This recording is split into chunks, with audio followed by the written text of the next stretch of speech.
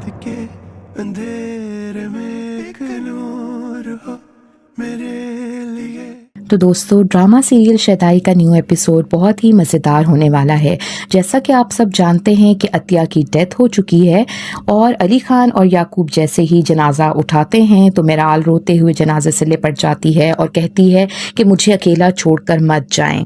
और ऐसे में दादी जान आती हैं और उसे संभालती हैं।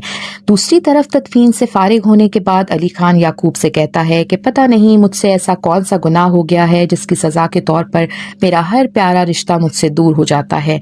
जैसे ही लगने लगता है कि अब सब ठीक हो जाएगा, लेकिन जब भी कुछ ना कुछ ऐसा हो जाता है कि सब कुछ बिगड़ जाता है और जो भी इस सब के पीछे है मैं उसे नहीं छोड़ूंगा। और वहां दूसरी तरफ एलिया मिराल के पास पहुंचती है और उसे भड़काने की कोशिश करती है कि तुम्हारे माँ बाप की मौत कोई नेचुरल मौत नहीं थी, बल्कि एक सोची समझी साजिश थी, जिस पर मिराल को यकीन नहीं आता और वो कहती है कि मैं ये नहीं मान सकती, मेरे माँ बाप ने किसी का क्या बिगाड़ा था।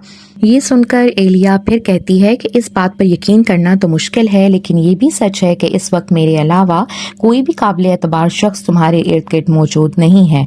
इस पर मिराल थोड़ा परेशान हो जाती है और सोचने पे मजबूर हो जाती है कि आखिर ये सब कुछ कर कौन रहा है।